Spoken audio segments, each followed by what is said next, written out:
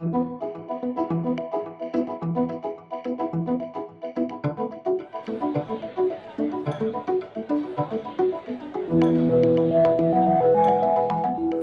Cheers. And thank you all for joining us super early. So my name's Mike. As I was introduced, I'm the Exec Director of Shape History. We're a social change company working exclusively with good causes, and we're brands that believe in bettering people's lives, and we help with both digital campaigns and strategic communications. We then will funnel that down to either policy change, or for organisations or charities, that's down to maybe member growth, issue awareness, or fundraising. But it always goes down to those key targets. Without further ado, I'd like to introduce our other people on the panel. We've got Ben and Alpesh, and no better people to introduce you than yourselves. So Ben, after you, give us a bit of an intro. Thank you very much. So look, good morning. Great to be here. I didn't think it was that early. I've got 3 kids, and this for me is like lunchtime. So if it's that early for you, you're doing well. But look, I guess my journey started out with a very different hat on. So I grew up as a classical violinist, a musician. All my family are musicians. But about 30 years ago, I realized that was not my destiny. Fell into the world of psychology and people, and that's where I've spent the last 30 years. And I focus on 3 areas. So number 1 is leadership capabilities. So I partner with organizations to really help better leaders for a better world. So that's kind of my thing. And then out of that, then it's about developing high-performing teams, because you cannot succeed on your own today. And the third element then is through coaching and executive coaching. So there's a real individual lens there. Fantastic. And Alpesh? I'm Alpesh Kandoi. I'm the Director of Global Audience Development at The Economist. I have nothing to do with the articles that's been published in The Economist. I'm responsible for getting more and more people to read The Economist. Outside of my professional life, I like photography. I'm very passionate about the fact that there are, in many parts of the world, that there are not many children in school, and we need to do something about it. And there are some societies who are not even aware that that's an issue. So I've used photography as a tool to communicate that, and that's my personal purpose that I try to bring forward at the back of the success that I've had in my professional life. Back in The Economist, we will talk a little more about that in the coming minutes. But we've been very lucky to have a legacy which is led by purpose, and we've carried that forward not only in our editorial but also all forms of marketing as well as the business parts. I'm looking forward to sharing those insights with you guys. Yeah, we were catching up earlier, and there's lots of learnings to be had. I know I'm not tweeting, but if you want to tweet, I've got my notes here. But if you want to tweet, please use the hashtag WBI Breakfast. Please encourage you to tweet, and also at Shape History, The Economist, and also Ben himself. And all of our handles should be in and around on the marketing material. Now, my personal journey, I think it's important to note that when you kind of work with people, it's important to make that business growth integral to their own personal growth, especially if you're a growing startup such as ourselves. We're 3 years old and we grew very, very quickly, working, as I said, exclusively with good causes. But when you've got lots of new business coming through the door, lots of potential, and you need the full team's support in doing that, and they've got the live projects that they're currently working on with the likes of, as was introduced, sort of World Bank, PwC, United Nations, there comes that disconnect where they're like, okay, so I'm put under an extreme amount of pressure right now to perform, and we love what we're doing, but there's that pressure of sort of growth that in a small team everyone feels. So if you can make the business growth integral to personal growth, we found that to be a great way of finding purpose and meaning and giving people that through line into the business growth. But equally, we hire campaigners first and skill sets second. So we always look to hire people who have an interest in either women's rights, international development, disease awareness, or policy change. And therefore, the work that we're doing is interesting to them. And when myself or Ed, who's in a room, who's our head of partnerships, will go out into the world and meet people, we talk to the team and go, okay, so what are you interested in? What issues do you want to be working on? And then we'll make that integral to the meetings that we set up, and hopefully then the business that we win. And finally, one final point is with regard to investment, and I'd love to talk to you guys a little bit about that, especially yourself, Alpesh. But with regard to investment, if you look at the likes of BlackRod, who made an announcement that BlackRock, made an announcement recently that they would not be investing in any companies unless sustainability or social change was core part of their principles. There is a question to be had as to, are businesses that aren't investing in that kind of mentality and in that foresight actually going to be receiving any funding for future investment, for future rounds, for growth? But first and foremost, to kick back to you guys, I wanted to give the audience a bit of an insight into just the very basics on how, it's sort of 101, how can these guys put sustainability first and foremost in their mindset when they are growing their own businesses or working within other organizations? And Ben, I'll give that question to you first. So just to clarify, in terms of sustainability or purpose? Because I think if I may comment on the purpose, then I think then you definitely take that to sustainability. For sure. So look, I love your linkage between the personal growth and then business growth. I'm an absolute believer that, for a business to grow, leaders need to grow, people need to grow. They've got to go hand in hand. Otherwise, you just completely burn out, fall over. It's just not sustainable. So look, from just to bring you into kind of where I started with purpose. So I was saying to the guys earlier, I'm kind of a practitioner of what I do, and then a theorist second. So I do stuff, and then I figure out, how did I do that? What worked? And about 12 years ago, I was invited into a meeting with Intercontinental Hotels Group. So at the time, they were the largest hospitality company in the world. Brands like Holiday Inn, Holiday Inn Express, Intercontinental, they've got about, I don't know how many brands now. And they had just gone through a change in their strategy going asset light. So they'd just sold off, or they were in the process of selling off all 3,500 hotels across the world. And they'd created a core purpose, great hotels guests love. And as companies do, sounds great, looks pretty, but what does that mean? And really for the leaders, what does that mean to be purpose-led? So a team of us created a program called Leading with Purpose. We piloted it, it was global, so we did it in different formations here, in the Americas, in Asia Pacific, and little did I know that out of that, 10 years later, 1,000 leaders later across the world, that really kind of gave me my purpose credentials. So in terms of the discovery of personal purpose, I think there are 3 key steps that you've got to take.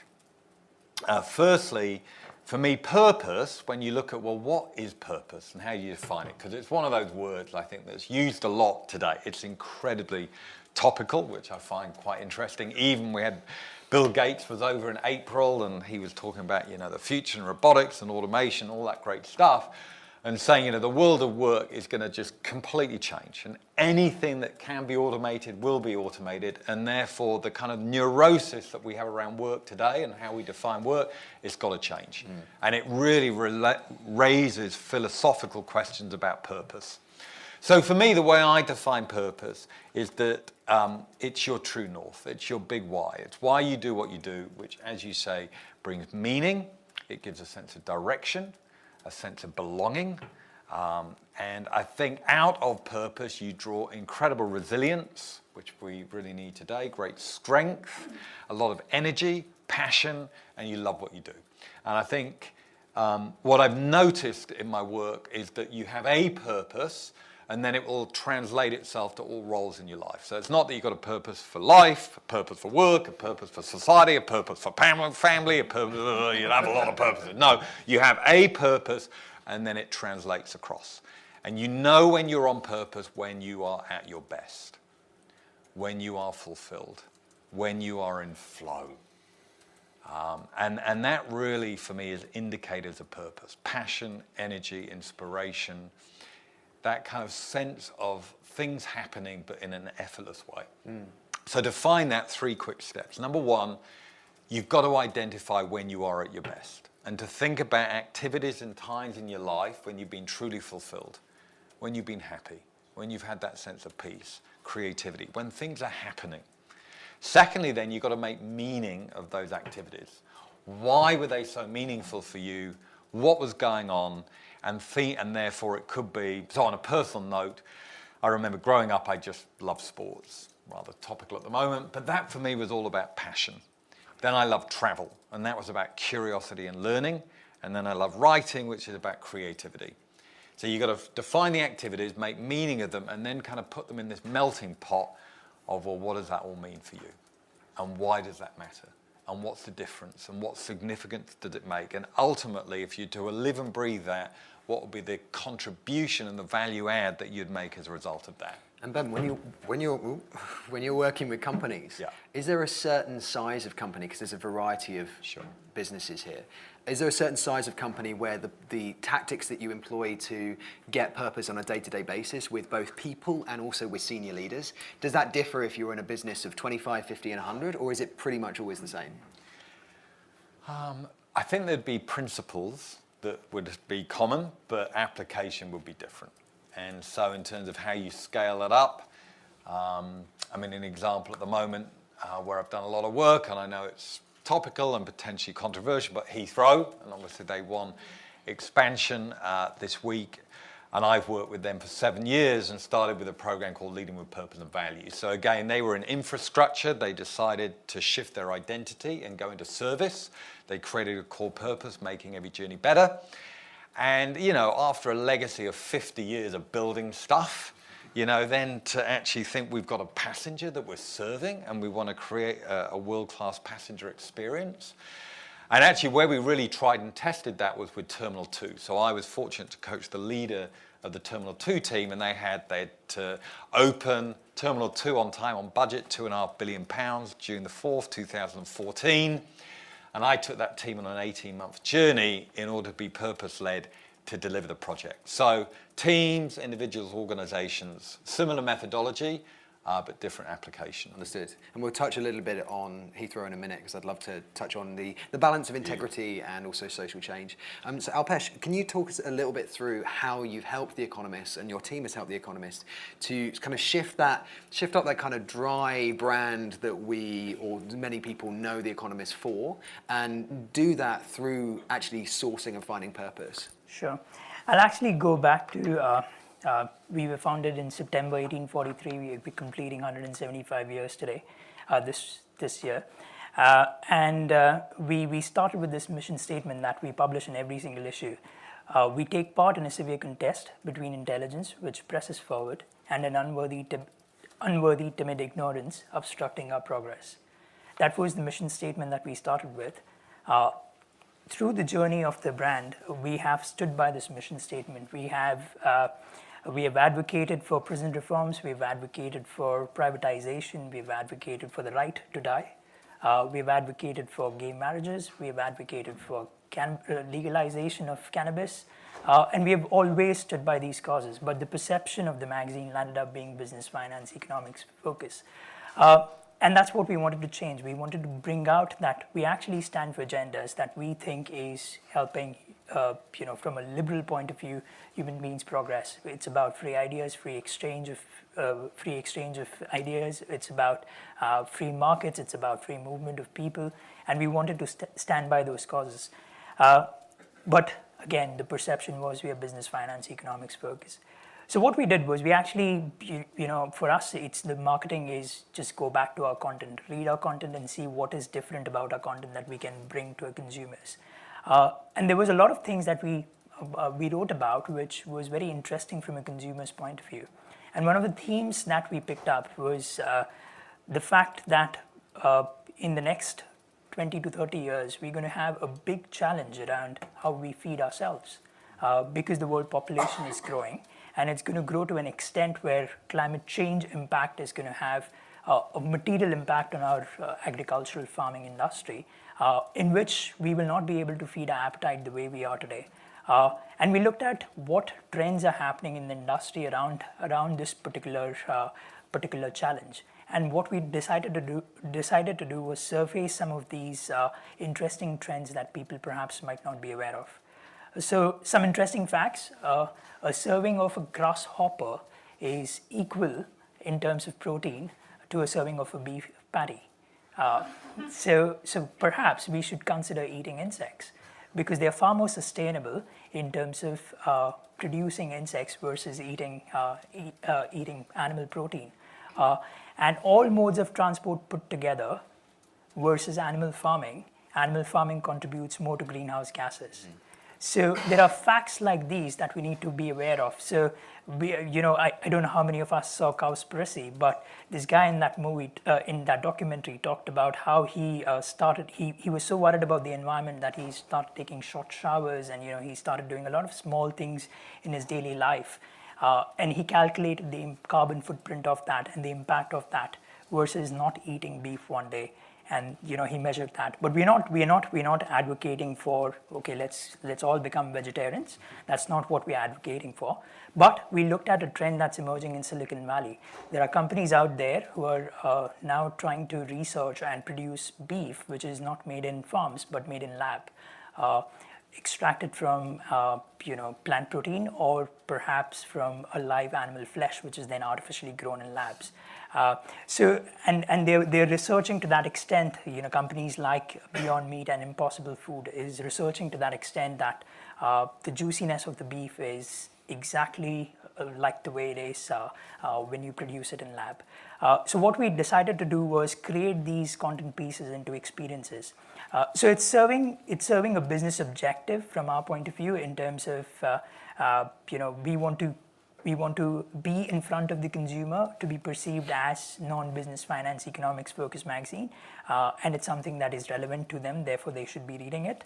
But it's also serving the purpose of what the magazine has always stood for. It's stood for progress, and it's pressing at this stage to for us to consider that we perhaps should be consuming food in a different way. And it's not about just one option. There are multiple things that we are presenting out there. Could you quickly also explain to the audience how you brought that campaign to life to reach out to new audiences for The Economist? You spoke about going out into the streets earlier. Yeah, so we basically just went absolutely old school when it came to marketing in this case.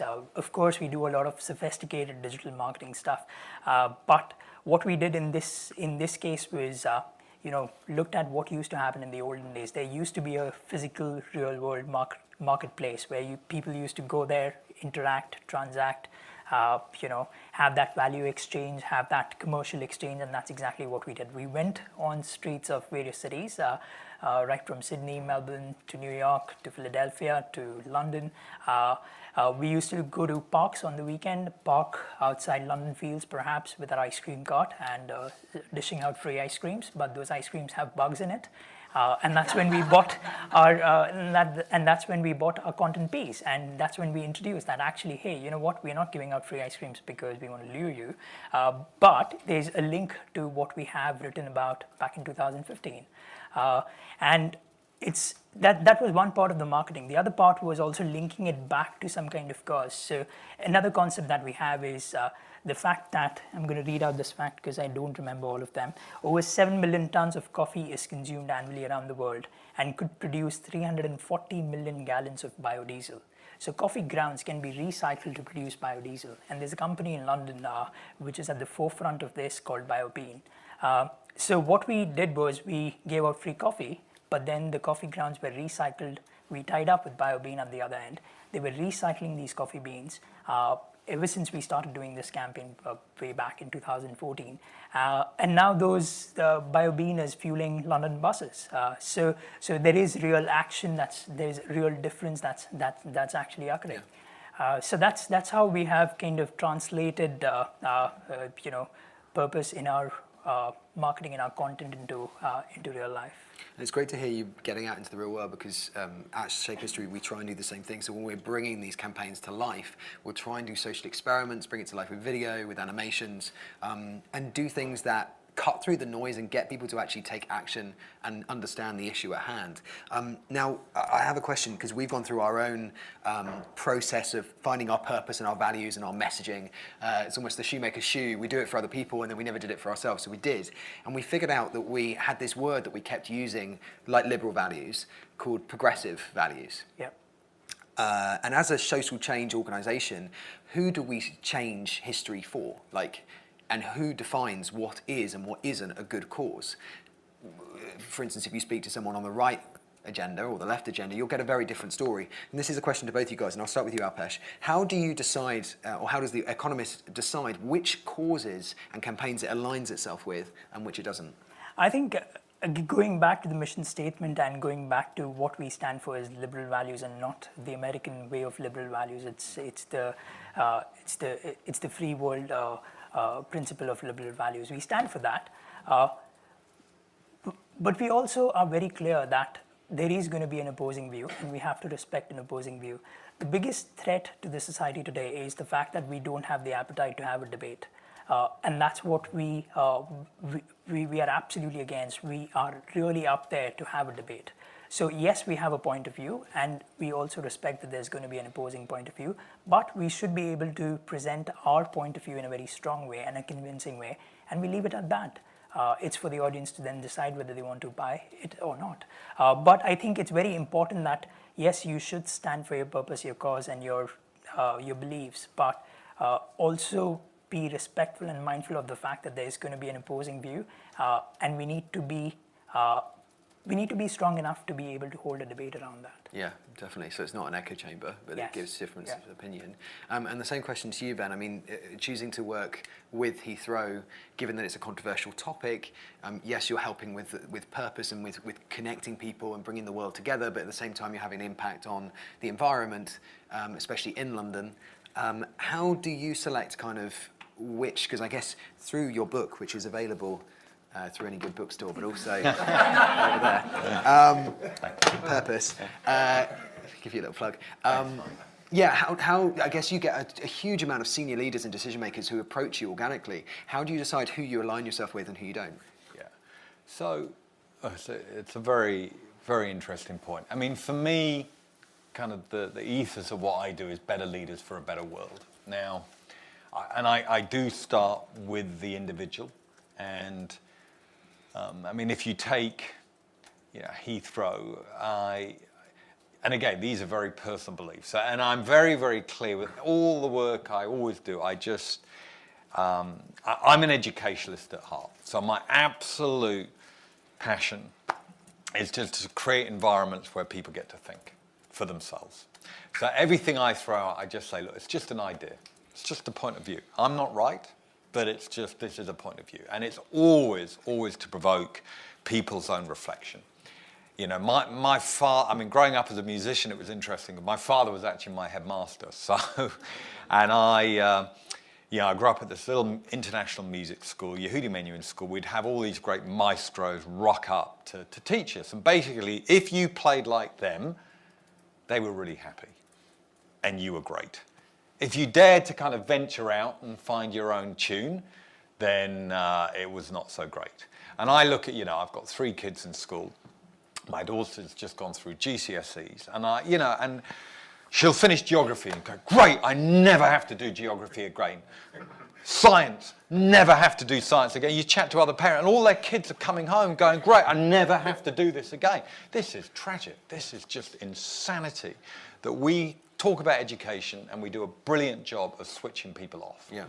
So for me, in terms of organisation, look, if we take travel, I mean, it's just where we are. People want to travel, and we need travel, and we need to be connected. And, with Brexit, it becomes even more relevant to me. Now, if you had a blank sheet, would you build Heathrow in West London? Of course you wouldn't. It's total insanity. However, it's kind of there. And so with that, I'm very fortunate in that, as an example, I coach the director of sustainability. I've worked with him for 7 years. I know what he's about. I know his values. I know the regulator. I mean, I don't know them personally, but I know what they're putting down. I know I don't know all the metrics, but I know that what they're having to meet is very, very stringent. And if we take expansion, we are talking, 15 years, the creation of 100,000 jobs, allowing 130 million passengers to travel each year, up from 76 million. And that is going to be over 15 years, and where technology will be, and aviation, and the impact on noise and air pollution, all of that. And I really, really get it. But I mean, I live in West London. I'm part of it. Heathrow itself employs 76,000 people. I just believe in creating livelihoods. People have got to make choices. Yeah. And I think at the end of the day, you've just got to make those calls. And it's about balance, I guess. For me, it all is. And if we take Heathrow's sustainability agenda, and I'm, again, very fortunate, I run a leadership program for them at the moment called Leading Sustainable Growth. But it's based on 4 pillars, which is great place to live, great place to work, thriving sustainable economy, and a world worth traveling. So it's a very, very balanced scorecard. What they're doing in terms of health, education for that local community. It's unbelievable the investments that they're going to be making. Millions and millions in creating a better community, better environment as a workforce. In terms of the economy, it's going to bring in 180 billion to this economy. I guess it just comes back to personal choice again as to what people want and what you want to be engaged Definitely, with. and as I said, balancing. For me, it comes down also to kind of integrity and consistency. So we noticed recently that with LGBT Pride in New York City, you've got companies like Budweiser that are sponsoring that. Now, both New York City Pride and London Pride next weekend is going to be the most branded corporate pride ever, in both cities. And that's great, because it allows that kind of positivity and everything that happens with pride and LGBT rights to reach a more mainstream audience. Wonderful. But then if you look at Budweiser, and you look at also that they're sponsoring the World Cup, which is hosted in Russia, which is one of the most anti-LGBT countries in the world, which supports the genocide of LGBT people in Chechnya. Where's the integrity? And I think the question that I'd like to ask the team, especially with yourself, Alpesh, with kind of calling people out through the, in a supportive way, through The Economist, how can we hold corporations to account that their sustainability and their purpose actually holds some integrity? I'm carrying the perfect cover for that. This week is about women being able to drive in Saudi Arabia. So our editor-in-chief went to Riyadh this weekend, and she drove a car, and she actually presented the fact that yes, now she can drive a car, but why? The same women who advocated for this law to be changed are behind bars today. So it's yes, you have made progress. You're now allowing people to kind of get out of their bubbles and do things differently, and you're becoming more liberal. But at the same time, you're doing something which is not right, and that's always. The one thing about The Economist is it's extremely independent. So it's not influenced by any factors to the extent that the commercial wing of The Economist as well as the editorial wing of the offices sit in 2 different offices. So we don't have that kind of interaction, which helps because then it helps us maintain that editorial integrity. But this is a classic example of yes, you have made progress, but we will question every element of it. But on the subject of integrity, and Ben as well, please chime in. Like, is it a case that, as you said yourself, purpose, values, so it's definitely social change. It's a buzzword right now. If brands align themselves with it, they're going to get media coverage, and it's going to be good for them. But how can we avoid issues of whitewashing, both in small companies but also larger companies? Yeah, look, I don't think for me, there's no one or easy answer on this. And what was interesting, again, if I just use Heathrow as an example, and from an educational standpoint, was we put on a masterclass to really help try and educate people around sustainable growth and what did it mean. And we invited some different speakers. So one was Tony Juniper, who was the former CEO of Friends of the Earth. And it was really interesting because he said, years ago, there was no way that he would associate himself with Heathrow. And, he's a professor for Cambridge Institute of Sustainability. And again, when you've got brands like that, associating themselves with something like Heathrow in that space, they also invited a wonderful speaker, Vicky Beeching, who is a campaigner on, she's gay and Christian, and she was there talking about authenticity and how she nearly lost her life through coming out and what it meant for her in the Christian faith. And again, it just blew people away. So, I see a lot of integrity when organizations are prepared to absolutely bring in externals who take a different standpoint, different point of view. But again, just to provoke that thinking, break down barriers. And look, I'm not a believer in perfection. So I'm a believer in progress. And I just think for me, if we try and seek perfect and every brand is going to get it right all the time, they're just not. But if something like Budweiser raises those debates, it looks at those tensions and what do we mean by integrity, that to me can only be a good thing. Definitely, yeah, entirely. I think it does. We're coming down to the same argument. It's down to balance. Particularly with Uber, I wanted to also ask yourself as well. So we've actually worked with Uber, and we did a sort of an internal moral compass when we started to work with them, because as a social change agency, we only work with good causes, and Uber haven't been the best last year. But this was a new scheme, Uber Engage, which is in addition to the Uber Giving scheme, and it was the ability to essentially listen to their driver network and funnel up in a democracy the issues that were on the ground level and kind of bring them to the forefront, so the drivers were feeling more of a kind of a united purpose, a democracy within the company. Now you could argue that that's a lovely kind of CSR story to tell the media, and at the same time 2 days ago them being renewed in London, again it's a nice story to say that they're changing, they're listening. But I mean, there's a great book as well I'd encourage you to read called New Power by Jeremy Hymans. And it discusses how new power and old power, you've got new power that's about movement building and it's about people power and listening, which is very much what I'm hearing here. And then you've got the old power, which is very much dictatorial from the top and decision making downwards. Now, Uber is an example of a company that its outward communication is new power, its inward communication and its inward structure is old power. So with your example of also working with Coca-Cola and Uber, could you give us a bit of an example of how companies can essentially hold their purpose truer? I think the problem with, as you said earlier, it's the new buzzword and it's whitewashing, and let's just do this, let's create this initiative, and I think that's the wrong approach. If you make it as a CSR, if you make it as an initiative in the organization, it's not going to work, because this is going to be exactly what Budweiser did. On one hand sponsoring LGBT Pride Parade, and on the other hand sponsoring a world event which is happening in a country which is absolutely against it. I think purpose needs to be woven into your operational fabric on a day-to-day basis. And once you do that, it's not difficult. It's absolutely not difficult how you can do it. It's about creating forums internally. It's allowing your employees to have their voice. But also being able to have the ability to hear those voices and do something about it.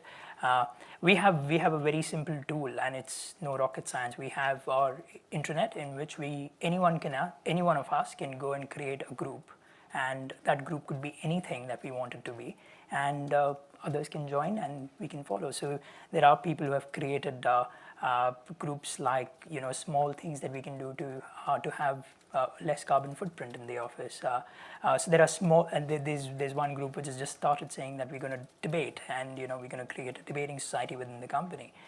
So there are platforms that you can create to enable that and weave in purpose. But I think it's the classic old vision mission statements are important because they drive your employees in a particular way. In our case, I think we were absolutely lucky to have such a strong mission statement defined when we were founded, when the world was not even thinking about something like this. And then being stuck to that mission statement and then trying to kind of weave that into every element of what we are doing. So when we think of an idea, is that in line with what we have done? And that's what I think helps. It shouldn't be an initiative. It should definitely is not corporate social responsibility. And let it not be like corporate social responsibility, because then it becomes about allocating a small percentage of your profit for CSR initiatives. Yeah, I want to touch on the World's Ocean Summit in a minute, but I wanted also to open up to the audience. So it's time for questions. If anyone's got any particular issues or particular problems that you're facing within your own companies, be that your own startup, your own social enterprise, or working in another organisation, please feel free. We've got a mic as well that will come round, so don't be shy. Thanks. Chris Stanley from Anthesis. We work with a lot of organisations on this whole area. One of the challenges, though, of course, is that most commercial businesses are measured by financial results.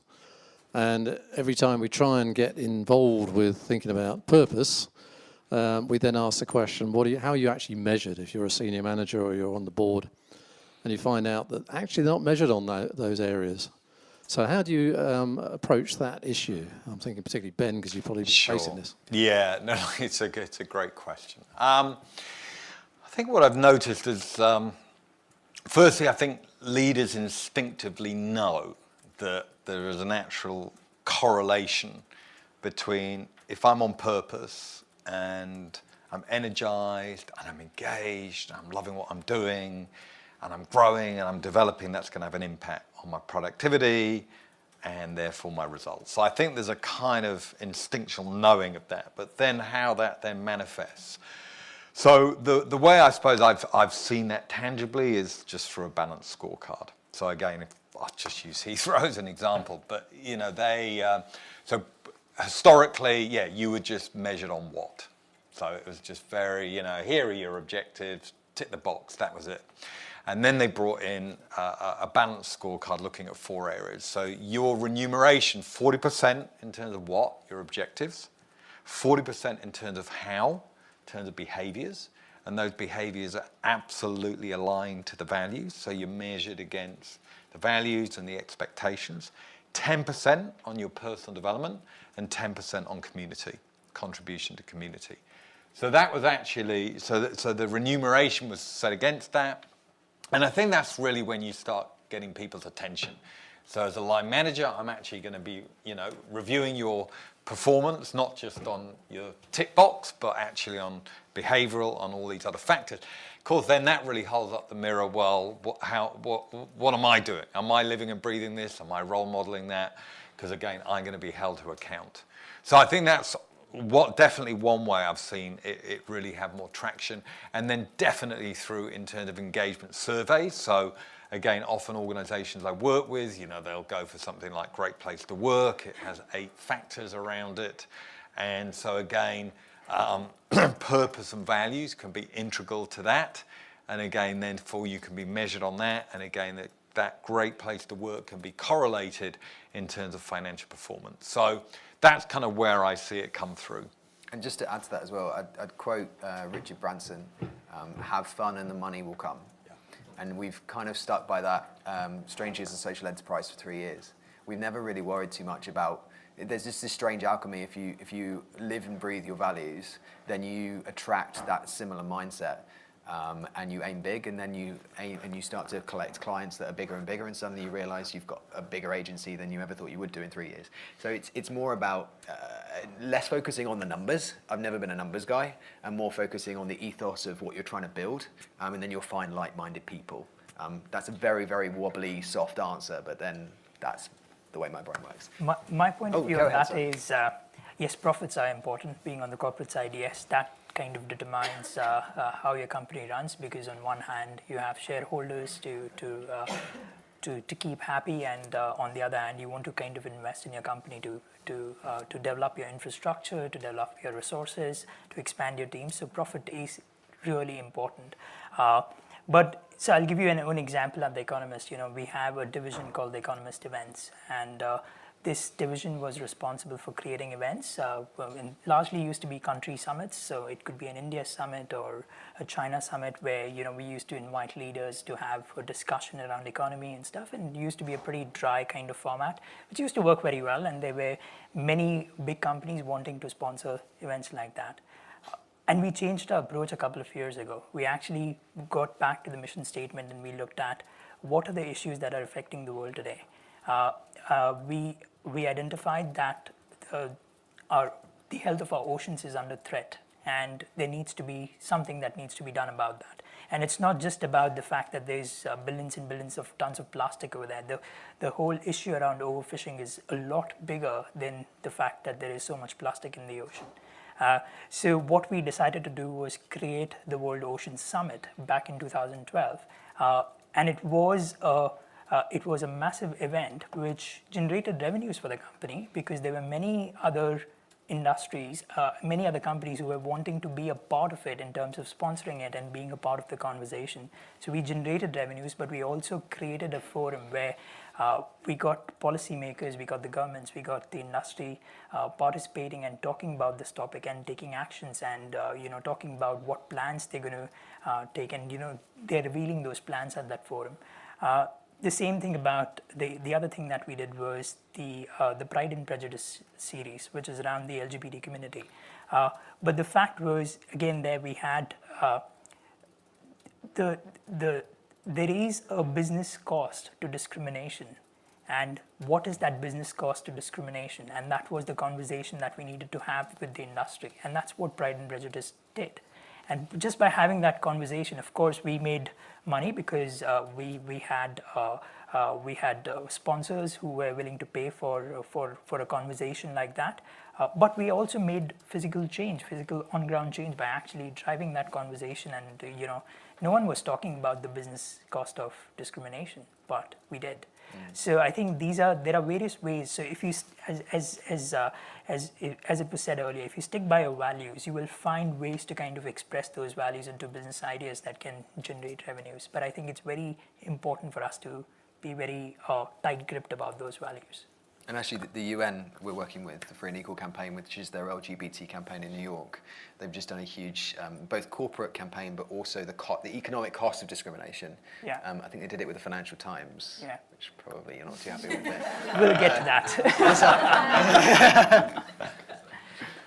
Morning, Danny Witter from Work for Good. I just wanted to follow on the same topic on Chris's question about quantification. I think anyone who's at all enlightened gets the joke and can tell authenticity or not and sees the value and the economic value of purpose, but the quantification will only help convert the wider society. Our online platform is there. It's a very sort of singular cause to get smaller business and make it easy and compelling for them to give cash to cause. But we very much want it to be out of self-interest, that if you do it in a smart way, it'll drive your business growth at the same time as funding charity. And so we're constantly looking for ways to quantify that. And one silly recent anecdotal bit of evidence is I was doing a podcast. And I spontaneously went, well, tell you what, let's do a real-life example. Let's pledge to get clean water to a single villager in sub-Saharan Africa for a week for every listener to this podcast. I bet it'll boost your ratings. And it was the most listened to podcast I'd ever done. It's a thing called Tech Talks. Not because I'm particularly charismatic or the subject was that interesting. It's just a device that works. And the more we can show numbers for numbers, the impact of the good we do, whether it's as singular as giving cash or as deep and embedded as purpose in a big organization, the more we'll convince the rest of the world to get involved. Thanks, Danny. Sorry, that wasn't really a question. It's great. Help. Hi, I'm Farah. I'm the editor of Workspace's magazine Homework. You mentioned New Power from Jeremy Hyman's, a really great recommendation. Do you guys have any recommendations for further reading about this topic, whether it's a book or a blog, apart from Purpose, which we're going to talk about in the next issue of the magazine? But yes, is there any other further reading? Yeah, I mean, To take notes. yeah, I mean, for me personally, some of the books that have really made a difference. I mean, this goes back a while now, but an amazing book called Man's Search for Meaning by Viktor Frankl. And Viktor Frankl was an Austrian psychiatrist, a survivor of the Holocaust. He went through 7 camps, including Auschwitz, and survived. And so the book is a narrative of his experience and conclusions. As a consequence of that, he went on to form a type of psychotherapy called logotherapy, and logo stands for meaning.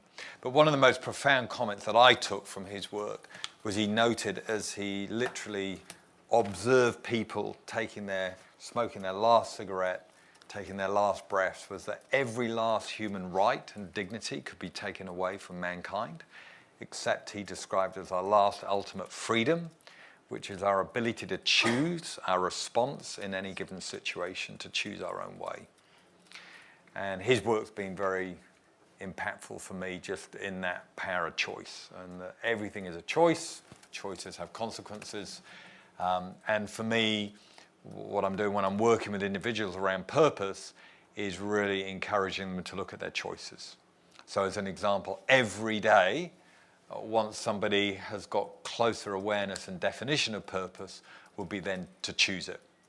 because if you're not making those choices, you're going to operate on what's known as autopilot. So neuroscience shows that, you know, we have a function of the brain, the amygdala, it's fight, flight, and we're in that most of the time. And, you know, we are having to process around 30 million bits of data in every moment. So it's a lot of information that we're taking in. The mind can only consciously process 40. So what we need to really engage is our prefrontal cortex, which is our ability to think and be rational. But it's slower, it's harder work, it takes more effort. Autopilot is quick, it's reactive, it's now, which is kind of the world that we're in. So actually, purpose demands of you to be far more deliberate, far more intentional, and that starts with choice. And that for me, was profoundly impacted by Frankel's work. It's great. Yourself? No, I'm going to take notes on this point. I think there are better experts in the room. Good stuff. Let's take some more questions. Yes, yourself. Hello, Amy from Amy John Consultancy. I'm wondering how much of a factor or influence you think government policy and legislation can be in encouraging businesses to look for purpose and meaning. So, for example, the recently announced with procurement around housing, so they have to look at, obviously, certain things like Section 106 and stuff has not been so effective, but they have to look more at what social value developments will be through the procurement process. So there are other things that can foster or encourage from a sort of governmental level. Last year, I was at this summit called DEMA, which was Diversity in Advertising and Marketing, and someone over there had raised a very interesting point. I don't remember the exact facts, but it was to the extent that white-collared company owners were getting most contracts of the total businesses that was going out, and that was purely because of the confidence that they could express, versus a company which is run by perhaps two women, or perhaps a little more diverse versus that group. And this company then decided to make sure that supplier diversity is going to be one of their key things that they're going to promote for. So one of the things that they looked for is anyone who's walking into the room for a pitch, how diverse that team is. And they made it a point that we will only speak to diverse teams. And I think those kind of things can be actually made as real actions. If you really want to make change, that's how it starts. You have to make sure that you're making a conscious choice that you're not going to entertain. So I took influence from that. We had a retail pitch, and we had a couple of suppliers coming and pitching to us. The first group was three male, very confident. The second group was a lot more diverse, but filled with ideas, perhaps not as confident as the first one, and we went ahead with the second one. So that's what these are small things that businesses can do, which can ensure. So supplier diversity, I think, is a key point that one should be looking for. Definitely, also with recruitment as well at Shape History, we not only I think you can be negatively influenced if you try to hire someone who's different to your team, but if you try to include difference within the pool of potential, then you can then start to find the best people who are naturally more diverse. And especially if we work globally, as we do, it's good to have foreign speakers or people with different cultural backgrounds so they can sense check the work. On your point, though, about government, it's up to the government, first and foremost, I think, to provide really good schemes for investment for new social enterprises. So you've got the SEIS scheme, which we used 3 years ago. That gives 50% of the investment from that angel investor back to them off their tax break in the next following year. So that's a huge incentive for people to invest in new, slightly perhaps risky choices that are more socially and ethically minded. But in the same time, it gives opportunities for younger entrepreneurs like myself to actually get our foot on the ladder and to break away from working for someone else. And I think it's important for the government to look at that. And equally, we did a campaign with Land Aid, who help inspire the property industry to try to open socially and ethical properties for combating homeless youth. And through government legislation and policy as well, they're trying to put pressure on essentially property enterprises to unlock maybe a space for 10 years, give it the opportunity of housing homeless youth, and then you can sell it for a profit in 10 years' time. Like, but you've done something in that decade which is actually beneficial to culture. So I'd say that as an answer. Any more questions? Great. Well, just to sum up then, I wanted to just go along the panel and just do a quick sort of couple of sentences. What can we take away as like a next step? What can the audience do to make sure that they're living and breathing their own purpose in their own work every day? So I think next steps. Well, firstly, subject to where you are in terms of the discovery of your own purpose, that would be number one. So if you're not clear, if you don't have a clearly defined sense of purpose, find it. And what that requires is just your curiosity, your open-mindedness, and a real willingness for an in-depth inquiry with yourself about what's most meaningful for you, what's most true for you, what is it that really, really makes you who you are. I think secondly then, once you have more clarity about that, then you've really got to choose it. And one practical way of doing that is if you love making lists, at the top of your to-do list for each day, write down your purpose. Yeah, actually, the biggest commitment that you can make each day is to be purpose-led. But that ain't just going to happen. You've got to develop that muscle. And that requires a lot of exercise daily to be very mindful about purpose and let that translate through in terms of your conversations, your interactions, your meetings, your behavior, etc. And then thirdly, I would just encourage you then to share it. You know, I think getting into conversations around purpose, hugely meaningful. It's different, it brings a different lens. So if, for instance, in a team, just to engage a team with a conversation about purpose can be a game changer. So those would be my three. Thank you.